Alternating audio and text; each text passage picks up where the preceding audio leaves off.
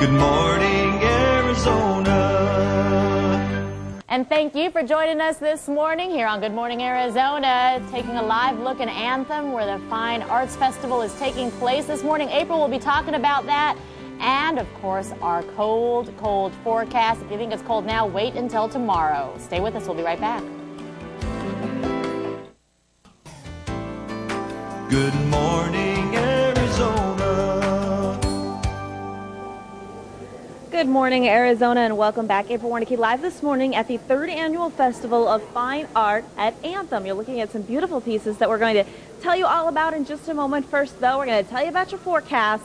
If you come back to us live, you can take a look at your extended 7-day forecast, and you can see tomorrow we're looking for a high of only 51 degrees. More sunshine, though, as these clouds begin to move out throughout the afternoon and throughout tonight. Clear skies tonight, and that's why we'll have those colder temperatures. And then eventually, by the end of the week, we begin to warm things back up into the 60s with more sunshine. But yeah, this is a very cold storm going to leave us behind some very, very cold weather. All right, you're looking at the artwork now of nationally acclaimed bronze sculptor Kim Oberzet. Good morning. Good morning. This is very interesting.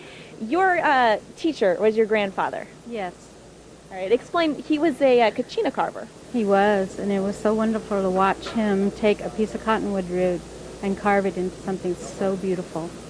But as I understand it, women weren't allowed to carve. Right. Traditionally, women should not carve, but the bronze and sculpture was the perfect answer for me. And it looks like all of your sculptures are women. They are. It's a favorite subject matter of mine. It's something I know about, and we have so many wonderful beliefs and customs that can come out in the clay. Yeah, so just like kachinas, your art is used to teach. It is. It's a great teaching tool. It teaches people about our culture, about our ways, and our beliefs. Okay. All right. Well, very interesting. Did you want to talk? You wanted to talk specifically about one of your pieces. Yes, this piece is called Lullaby, and it is a mother and child. Because the Hopi are matriarchal, all our children get our lineage from our mothers. That's how we trace our families. Very interesting. All right. Thank you so much for sharing your art with us this morning.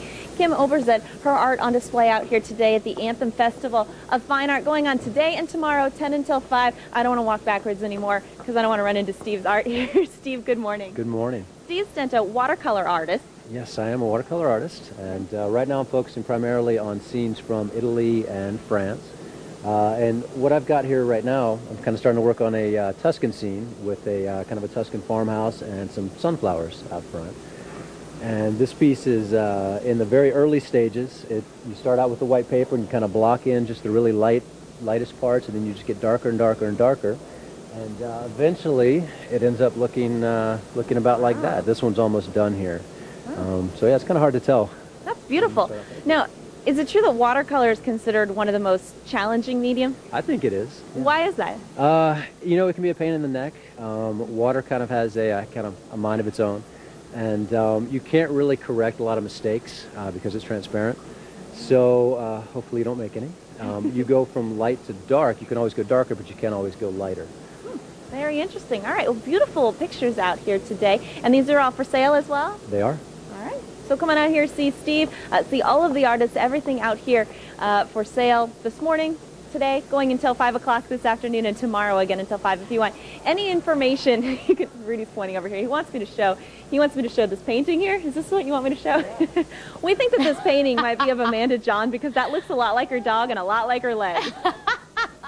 That might just be. That looks like Pork Chop, actually, that her little doggy. Yeah. Thank you very much, April and Rudy.